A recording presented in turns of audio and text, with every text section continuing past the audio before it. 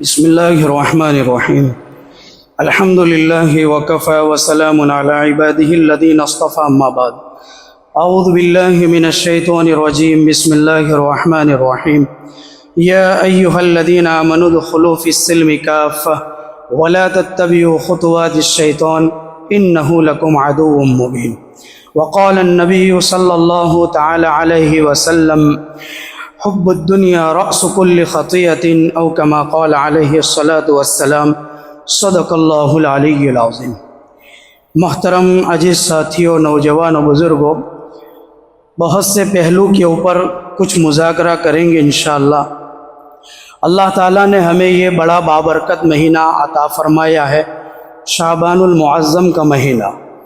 یہ وہ مہینہ ہے کہ جس مہینے میں اللہ کے نبی علیہ الصلاۃ والسلام کمر بستہ ہو جاتے تھے اور اپنے آپ کو تیار کر لیتے تھے.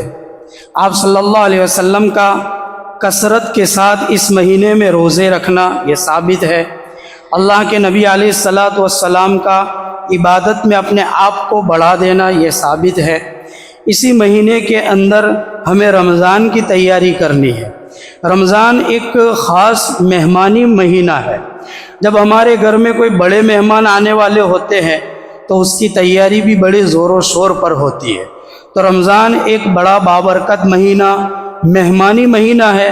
اس مہینے کی تیاری ہمیں شعبان میں کرنی ہے اور شعبان سے ہمیں کمر بستہ اور تیار ہو جانا ہے اور اپنے آپ کو اللہ سے لگا دینا ہے، عبادت میں اضافہ کر دینا ہے، اللہ سے توبہ استغفار میں اپنے آپ کو بڑھا دینا ہے اور نیک اعمال کی توفیق اللہ سے خوب مانگنا ہے.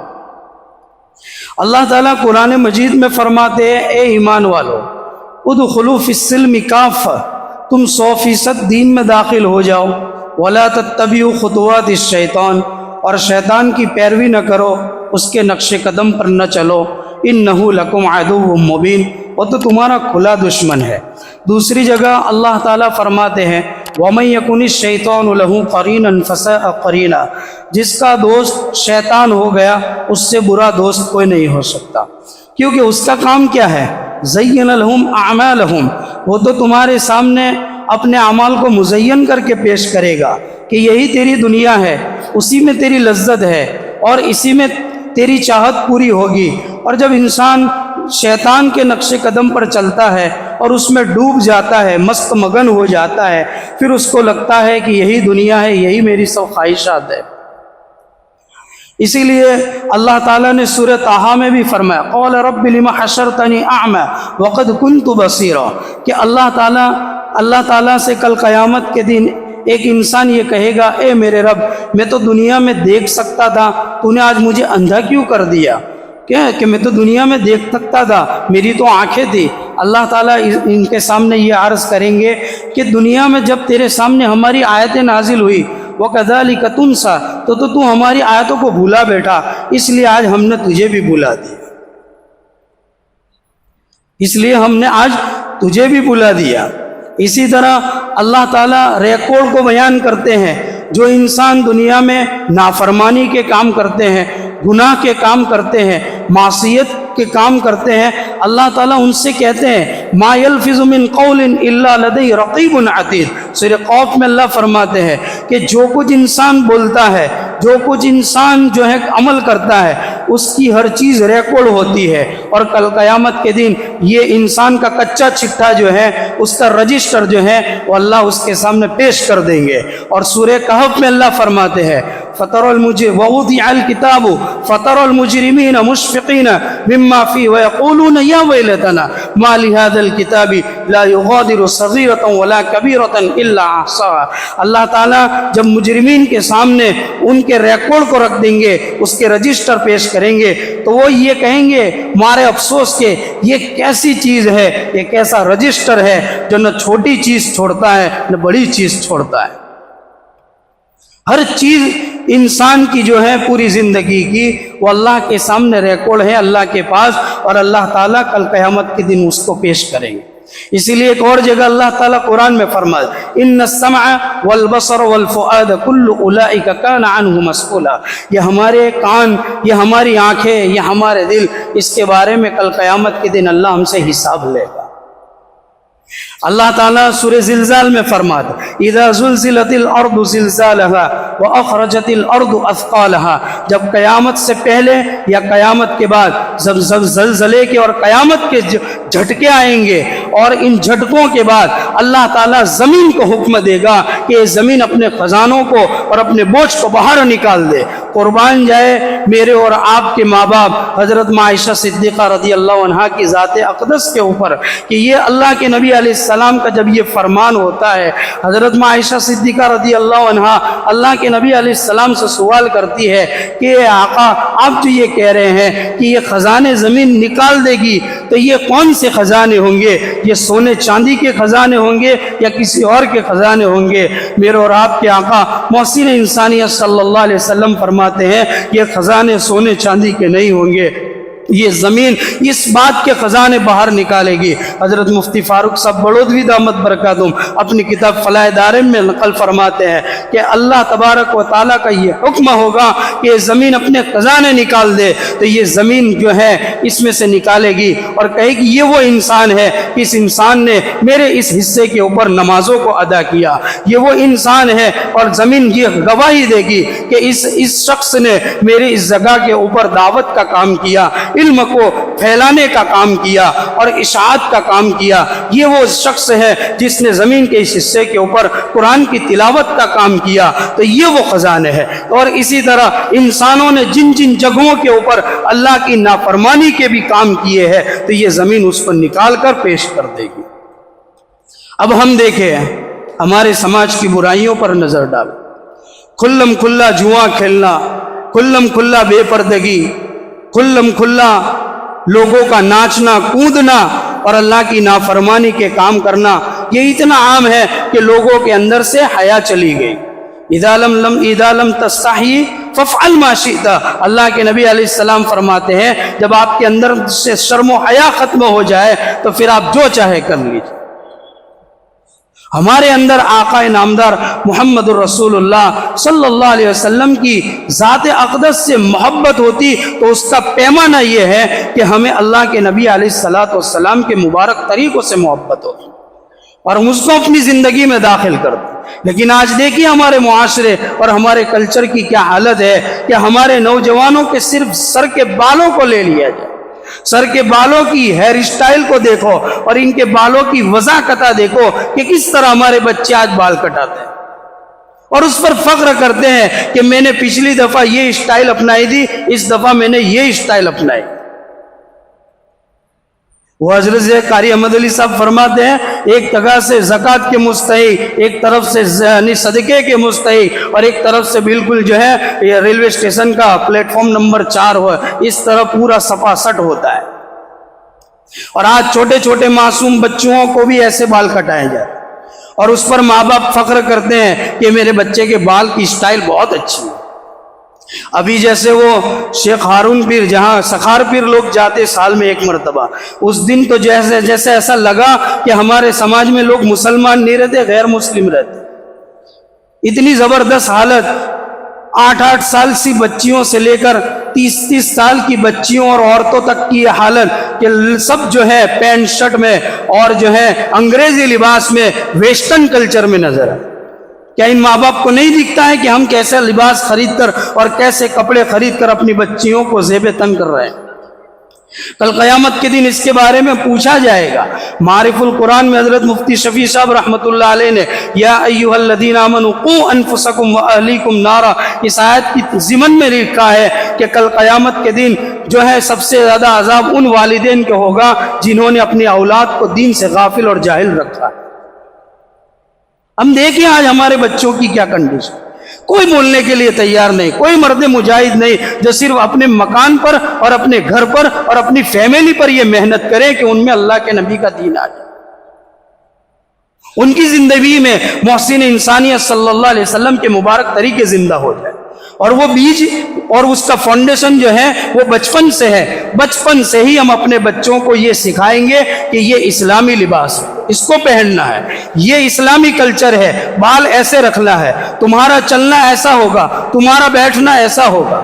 ایک آیت کے ضمن میں جو 11ویں پارے کی ایک آیت ہے، اس کے ضمن کے اندر حضرت عبداللہ ابن مسعود رضی اللہ عنہ فرماتے ہیں کہ ہم کو صحابہ کو تو یہ حکم تھا کہ تم یہودیوں کی طرح دوڑ کر مت چلو، اور اس سے منع فرمایا گیا تھا، اور نصارہ کی طرح آہستہ مت چلو، بلکہ درمیانی چال چلنے کو ہم کو حکم دیا گیا تھا۔ مشابہت اور کاپی کرنے سے اتنا روکا گیا صحابہ کو، لیکن آج ہم پورا کا پورا جو ہے 100% یہ یہودی کلچر کو فالو کرتے ہیں، ویسٹرن کلچر کو فالو کرتے ہیں، یہ انگریزی لباس پہننا، یہ ہنود اور ہندوؤں کی رسم و رواج کو اختیار کرنا، یہ تیزی کے ساتھ ایسا بڑھ رہا ہے، ایسا لگتا ہے کہ جس وقت یہ فنکشن ہوتے ہیں ہم کسی اینگل سے مسلمان نہیں۔ ابھی ہم نے سنا ایک ہفتے پہلے آج کل کی جو شادیاں ہو رہی ہے، ان شادیوں کے موقع کے اوپر اب بڑی بڑی مستورات، جن کے بیٹوں کی شادیاں ہیں وہ مستورات جو ہے اب گھاگھرے اور چولا پہننے لگی ہے۔ آج یہ گھاگھرے اور چولے پہنے گی، کل کو یہ ساڑیاں بھی پہنے گی، کل کو یہ جینس پینٹ بھی پہنے گی۔ آپ لکھ لو، اگر ہم نے ابھی سے اپنے معاشرے کے اندر اس کی پکڑ نہیں اور اپنے گھر والوں کو نہیں روکا تو فضول خرچی اتنی عام ہے کہ بس اللہ حفاظت فرمائے۔ فضول خرچی اتنی عام ہے، کتنی عام ہے۔ ایک دلہن جو ہے اس کا صرف 2 گھنٹے کا خرچہ 1 لاکھ سے زیادہ ہے، 20-20 ہزار کا جوڑا منڈی پہننا۔ کیا ہم اس کو نہیں روک سکتے؟ ہر آدمی اپنی فیملی پر کام کرے اور اپنے گھر والوں پر کام کرے، اور جب شادی کا موقع ہو بیٹھ کر مشورہ کرے، ماں باپ کے لیے بوجھ نہ بنے۔ میں نوجوانوں سے اپیل کرتا ہوں، اپنے والدین کے لیے بوجھ نہ بنے۔ والدین نہ جانے جو استطاعت نہیں رکھتے، صلاحیت نہیں رکھتے، نہ جانے کہاں سے سود پر پیسے اٹھاتے، بلکہ کارگزاری تو یہاں تک ہے جو مستورات سود پر پیسہ پھراتی ہے یا جو سود پر پیسہ لیتی ہے، جب ان کی ادائیگی نہیں ہوتی ہے تو اپنے جسم فروشی کے دھندوں کے اوپر لگ گئی ہے۔ یہ حلول کی بات کرتا ہے۔ کیا ہمارے آقا نے ہمارے لیے جو قربانیاں دی، یا یہ دین دیکھنے کے لیے ہم طے کریں کہ ہم ان چیزوں کو ختم کرنے کی کوشش اور فکر کریں؟ صرف مسجد میں آ کر 5 وقت کی نماز پڑھنا، کچھ قرآن شریف کی تلاوت کرنا، تسبیح کے دانوں کو گھما دینا، صدقہ خیرات کر دینا، صرف یہی دین نہیں ہے۔ اصل چیز یہ ہے کہ جہاں فتنے اٹھتے ہیں، جہاں نبی کی سنتوں کے جنازے نکالے جاتے ہیں، ان جگہوں کے اوپر نبی کی سنتوں کو زندہ کرنا اور اللہ کے نبی کے دین کو زندہ کرنا، اصل دین یہ ہے۔ نمازوں کی پابندی کے متعلق دیکھیں، یہ وہ مجمع ہے جو ابھی نظر آ رہا ہے۔ ابھی جیسے ہی عصر کا وقت ہوگا پورا مجمع ختم ہو جائے گا، اور وہ ویٹ کریں گے کہ کب آئندہ جمعہ ہے اور ہم 2 رکعت نماز کے لیے مسجد میں جائیں، جیسے ہم اللہ پر احسان کرتے ہیں۔ سورہ طٰہٰ کی آیت وَأْمُرْ أَهْلَكَ بِالصَّلَاةِ وَاصْطَبِرْ عَلَيْهَا لَا نَسْأَلُكَ رِزْقًا نَحْنُ نَرْزُقُكَ وَالْعَاقِبَةُ لِلتَّقْوَىٰ۔ اے نبی جی، آپ خود بھی اہتمام کریں اور اپنے گھر والوں کو اس پر جمع دیجئے، خود بھی جمع رہیے اور اپنے گھر والوں کو نماز کی تلقین کیجئے۔ ہم اس تلقین کے اوپر اور اس دعوت کے مشن کے اوپر ہم آپ سے روزی کا مطالبہ نہیں کرتے، سوال نہیں کرتے، روزی تو ہم آپ کو دیں گے۔ حضرت مفتی شفیع صاحب رحمۃ اللہ علیہ فرماتے معارف القرآن میں، جب آدمی نمازوں کی پابندی کر لے اور اللہ کی عبادت میں اپنے آپ کو لگا دے، اس کے رزق کا مسئلہ اللہ آسان کر دیتے ہیں، پھر ہمیں تعویذ کی ضرورت نہیں ہے بھائیو۔ اسی لیے حضرت ابو ہریرہ رضی اللہ عنہ کی روایت کو ضمن میں انہوں نے نقل کیا ہے کہ اللہ کے نبی علیہ السلام فرماتے ہیں کہ اللہ تعالیٰ بذات خود فرماتے اے ابن آدم تو میرے لیے اپنے آپ کو بالکل فارغ کر دے، میری عبادت کے لیے اپنے آپ کو فارغ کر دے، میں تیرے سینے کو غنا یعنی مالداری سے اور استغنا لوگوں کے سامنے سوال کرنے سے تجھے بچا لوں گا، اور تیرے فقر کو اور تیری تنگی کو دور کر دوں گا، اور جو کوئی ایسا نہ کرے تو مجھے کوئی پرواہ نہیں ہے۔ پھر میں اس کو کس میں مشغول کر دوں گا؟ فکر میں اور مشغولی میں ایسا مشغول، اور شغل میں اور کام کاج میں ایسا مشغول کر دوں گا، اور اس کے سینے کو جو ہے بھر دوں گا فکر سے اور شغل سے، اور اللہ تعالیٰ فرماتے ہیں میں اس کی تنگی کو دور نہیں کروں گا۔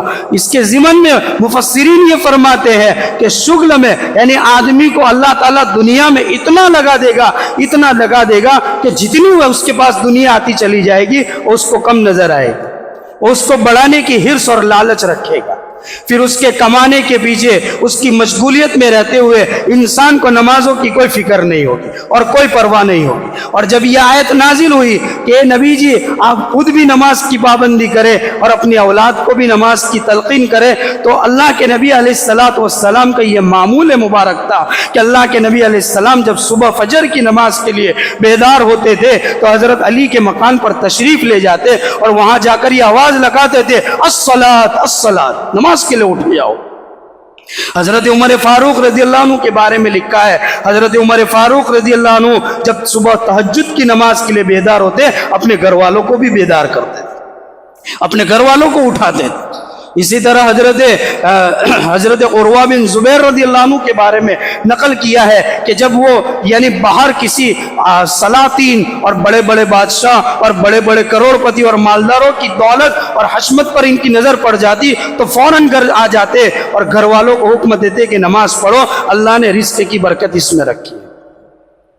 لیکن آج ہمارا معاملہ بہت الٹا ہے، نماز ختم ہوئی فلم دیکھنے کے لیے ٹکٹ بک کریں گے، آن لائن بک ہو جاتا ہے نا، جس کا وہ ویرودھ ہوا اس کو ہم نے ہٹ کر دیا فلم کی لائن سے، اور جہاں ویرودھ ہوا اذان کا، مسجدوں کا، نمازوں کا، آپ اسٹیشن پر نماز نہیں پڑھ سکتے، ایئرپورٹ پہ نہیں پڑھ سکتے، مال میں نہیں پڑھ سکتے، چلتی ٹرین میں نہیں پڑھ سکتے، تو کون مرد مجاہد کھڑا ہوا کہ جس نے اعلان کیا ہو کہ ہم نمازوں کے ذریعے ان کا ڈیفینس کریں گے اور اللہ کے گھروں کو آباد کریں گے۔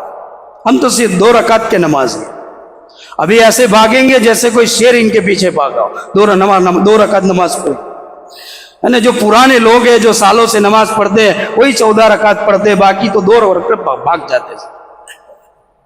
تو نمازوں کی پابندی کرنے ہے، نمازوں کو اپنی زندگی کا اوڑھنا بچھونا بنانا۔ اور جب کوئی نیا آدمی نماز کے لیے آ جاتا ہے، نیا آدمی جیسے کئی مہینوں سے نماز نہیں پڑھتا، آج ایک دم سے دھڑاک سے وہ مسجد میں آ گیا تو لوگ ایسے دیکھتے ہیں جیسے CCTV کیمرہ ہو، تو نماز میں تو اللہ ہے، اللہ جس کو توفیق دے دے۔ اسی لیے حضرت شیخ الاسلام حضرت مفتی تقی صاحب عثمانی دامت برکاتہم کا ایک مضمون پڑھا، حضرت لکھتے ہیں جب آدمی کو کسی گناہ میں مبتلا دیکھو تو اس کی تذلیل نہ کرو، اس کی تحقیر نہ کرو، اس کو ذلیل اور رسوا نہ کرو اور اس کو حقارت کی نظر سے نہ دیکھو، بلکہ ہمارے استاد یعنی مفتی تقی صاحب عثمانی کے استاد یہ کہتے تھے جب تم کسی کو معصیت میں اور گناہ میں مبتلا دیکھو تو یہ دعا کرو اللہ تیرا شکر ہے کہ تو نے مجھے اس گناہ سے بچا لیا، اور جن کو تم گناہ میں مبتلا دیکھو ان کے حق میں دعا کرو یا اللہ تعالیٰ تو ان کو ہدایت سے مالا مال کر دے اور نیک اعمال کی توفیق دے دے۔ ہو سکتا ہے کہ تمہاری اس دعا کی برکت سے اللہ تعالیٰ ان کو توبہ کی توفیق دے دے اور نیک اعمال کرنا ان کی زندگی میں آ جائے۔ یہ جو جھٹکے آ رہے ہیں اتنے سارے، لیکن آج ہماری امت جو ہے اصلاح اپنی خود کی اصلاح کرنے کے لیے تیار کہ میں کچھ نہ کروں لیکن 5 وقت کا نمازی بن جاؤں، میں کچھ نہ کروں لیکن قرآن شریف کی تلاوت کا اہتمام کرنے والا بن جاؤں۔ پوری دنیا کے لوگوں کی اور اسلام کے دشمن لوگوں کی اور یہودیوں کی جو خاص طور پر جو نظر ہے وہ مسجد اقصیٰ کے جو حامی اور مددگار ہے اور جو محافظ لوگ ہیں فلسطین کے لوگ، ان کے اوپر نظر ہے۔ کیوں نظر ہے ان کے اوپر؟ کیا وہ کروڑ پتی لوگ ہیں؟ کیا وہ ٹک ٹاک کے اسٹار ہے؟ کوئی انسٹاگرام کے اسٹار لوگ ہیں؟ نہیں ہے، وہ لوگ قبل اول کی حفاظت کے لیے اپنی جبی کو خم کر دینا اور اس کے لیے شہادت کا جام نوش کر لینا یہ اپنا اولین فریضہ سمجھتے ہیں۔ وہاں پر جو ہے انسٹاگرام کے اسٹار پیدا نہیں ہوتے ہیں جیسے آج ہمارے نوجوان اس کے اوپر کودنے اور پھٹکنے کی کوششیں کرتے ہیں اور سستی شہرت حاصل کرنے کی کوشش کرتے ہیں، ہے نا؟ وہاں پر ایسے نوجوان بندے پیدا نہیں ہوتے جن کے بال رنگ برنگی ہو اور جن کی ہیئر اسٹائل اسلام کے خلاف ہو، نبی کی سنت طریقے کے خلاف ہو، ایسے لوگ پیدا نہیں ہوتے ہیں۔ وہاں پر باحیا باپردہ نوجوان لڑکیاں پیدا ہوتی ہیں۔ اس لیے ہم ان اسٹائلوں کو ختم کریں، نبی کے سنت طریقے کے بال رکھنے تو رکھے ورنہ سادے بال رکھے جو ہر طرف سے جو ہے سرخے ہو۔ یکساں ہو، برابر ہو. لیکن جیسے ہی کسی کے یہاں فنکشن کا موقع آیا، جیسے ہی کسی کے یہاں شادی کا موقع آیا، نہ جانے ایسے اسٹار کھڑے ہو جاتے ہیں کہ وہ سلمان شاہ رخ کو بھی مات دیتے. ایسی تیاری ہوتی ہے. لیکن ہماری موت آئے گی، قبر میں جانا، اس کی ہمارے پاس کوئی تیاری نہیں. اذا جاء احدکم الموت فیقول رب لولا اخرتنی الی اجل قریب. جب تمہارے پاس موت آئے گی تو اس وقت بندہ اللہ سے تڑپ تڑپ کر یہ کہے گا، اے اللہ ایک چانس ایسا دے دے کہ میں جا کر صدقے کروں اور نیک عمل کروں اور نیک لوگوں میں شامل ہو جاؤں. وہاں پھر سبحان اللہ کہنے کا بھی ہمیں وقت نہیں ملے گا. اس سے پہلے ہمیں یہ رمضان سے پہلے کا یہ موقع ملا ہے، اپنے آپ کو تیار کر لے. خاص طور پر نمازوں کی پابندی کرے. ہمارے یہاں جو فضول خرچیاں ہوتی اس کو ختم کرے، بے پردگی کو ختم کرے. ہمارے یہاں چھوٹی چھوٹی بچیاں جو 11-12 سال کی عمر کی ہے، ان عمر کی بچیوں کو ہم نے ظلم کیا ہے کہ ہم ان کو آج پینٹ شرٹ اور جینس پینٹ پہناتے ہیں، بجائے اس کے کہ ان کو حیا کا لباس پہناتے، ان کو برقع پہناتے، پردہ کرواتے. یہ چیزیں ہم اپنے گھروں سے شروع کریں. میں تو اپنے مول صاحبوں سے اور علماء سے جو مکتب میں پڑھاتے ان سے بھی کہوں گا کہ جو بچہ پارے ام میں آ جائے اس کے اوپر یہ نظر رکھی جائے کہ اس بچے کے اگر بال انگلش بال کٹیں، ان کے والی کو بلا کر کہا جائے اگر ایسے ہی بال کٹے ہم پڑھانے کے لیے تیار نہیں. قواعد رکھو اس کے. جو بچی پارے ام میں آ جائے، قرآن میں نہیں، پارے ام میں جو بچی، اس کا پورا برقع ہو، پھر اس کو پڑھاؤ، پورے برقعے میں لاؤ، اس کو رکاب میں لاؤ. جو لباس میں آیا، جس لباس میں آ جاتے ہیں، اس کے اصول، یہی ہمارا فاؤنڈیشن ہے، یہی مدرسہ، یہی سے اسلام کی تعلیم کی شعاع عام ہوگی اور ہدایت پھیلے گی ہماری بستی میں. اس لیے یہیں سے شروعات کی جائے. اس کے لیے ہم ہر طرح کا تعاون کریں گے، لوگوں کو ترغیب دیں گے، رغبت دیں گے، شوق دلائیں گے، اور یہ فن کی قسم کی جینس پینٹ اور فن کی قسم کے لباس کو ختم کریں. ان چیزوں کو ختم کرنے کی ضرورت ہے. میں نے ابھی کہا نا کہ ہمارے یہاں اب جو ہے شادی بیاہ کے موقع پر بڑی بڑی عمر کی عورتیں، 40-50 سال کی عمر کی اور 45 سال کی یہ عورتیں جو ہیں اب گھاگھرا چولی پہننے لگی ہے. کل کو یہ ساڑیاں پہننے لگے گی، کل کو یہ ہنود اور ہندوؤں کا رسم و رواج اختیار کرے گی. کیسے روک پاؤ گے اس کو روکنے کی ضرورت. اللہ تعالیٰ جو ہے ہم تمام کو شعبان کے مہینے کے اندر جتنی خیر بلائی ہے اللہ ہمیں نصیب فرمائے. حضرت اسامہ بن زید رضی اللہ عنہ کی روایت کو بیان کر کے اپنی بات کو ختم کر دیتا ہوں. حضرت اسامہ بن زید رضی اللہ عنہ فرماتے ہیں، اللہ کے نبی علیہ الصلوۃ والسلام یہ بات ارشاد فرماتے ہیں کہ یہ وہ مہینہ ہے رجب کے اور رمضان کے مہینے کے درمیان کا شعبان کا مہینہ جس سے لوگ غافل ہے. اور یہ وہ مہینہ ہے کہ جس میں اعمال جو ہیں اٹھائے جاتے اللہ کی طرف. تو میں چاہتا ہوں کہ میرے اعمال اس حال میں اٹھے کہ میں روزے سے ہوں. ہے نا، ہم تو ابھی ہمارے نوجوانوں کے بھی تشکیل کرتے ہیں کہ بھئی چلو نماز کی اب پابندی شروع کر دو، تو کہتے ہیں اجی تو 20 دڑا باقی ہے، ابھی 20 دن باقی ہے، جب رمضان کا چاند نظر آئے گا پھر ہم شروع کریں گے. تو ابھی سے نمازوں کی پابندی کرے، قرآن شریف کی تلاوت کا اہتمام کرے. جو وقت موبائل کو دیا جا رہا ہے، چھوٹے چھوٹے بچوں کو اسمارٹ موبائل دیا جائے، اس کو بند کیا جائے. یعنی ان کی زندگیاں خراب ہو رہی ہیں. کتنی ایسی نوجوان 11-12 سال کی لڑکیوں کی یہ کارگزاری آ رہی ہے کہ ان کے ناجائز افیئر چل رہے، ناجائز تعلقات چل رہے، جن کی سوجھ بوجھ اس عمر میں نہ ہو. اس عمر میں وہ بچیاں جو ہیں یعنی ناجائز تعلقات میں مبتلا ہو گئے. اللہ حفاظت فرمائے اور اللہ تبارک و تعالی ہمیں کہیں سنی بات پر خاص طور پر عمل کی توفیق عطا فرمائے. آمین یا رب العالمین. وآخر دعوانا الحمدللہ. مفتی صاحب کے YouTube چینلز کو سبسکرائب کیجئے اور ان کے تازہ بیانات کے ذریعے اپنی علمی، اصلاحی اور فکری آبیاری کرتے رہیے.